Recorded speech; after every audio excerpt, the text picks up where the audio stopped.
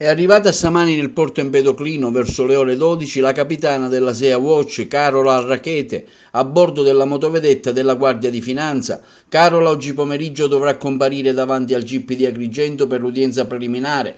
Tante le persone rappresentanti delle associazioni a suo favore che l'hanno accolta al grido di Carola, applaudendole in segno di solidarietà. La capitana ha lasciato il porto a bordo di 2 pattuglie della Guardia di Finanza che l'accompagneranno per l'interrogatorio al Tribunale di Agrigento.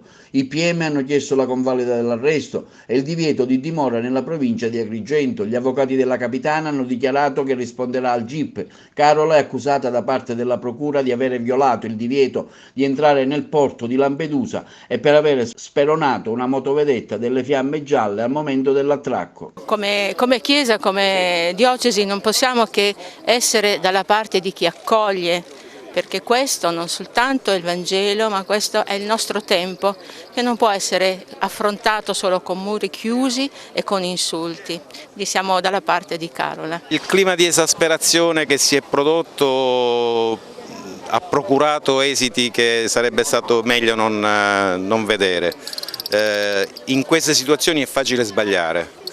Non doveva crearsi questo clima di esasperazione per motivi ideologici, per 40 persone quando ne stanno arrivando altrettante e molto di più senza chiedere il permesso a nessuno.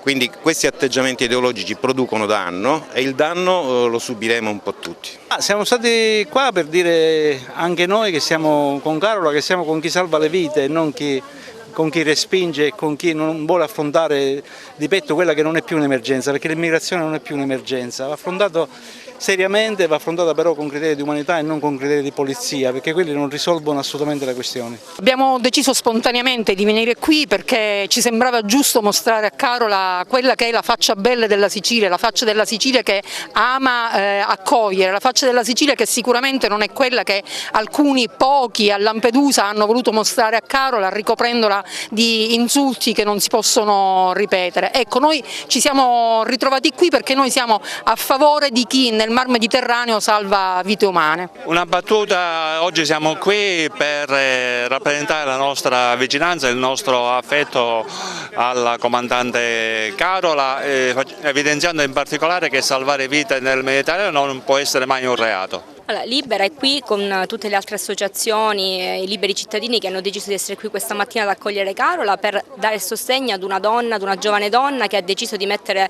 la sua vita, il suo coraggio e anche il suo corpo a difesa delle vite umane, semplicemente questo.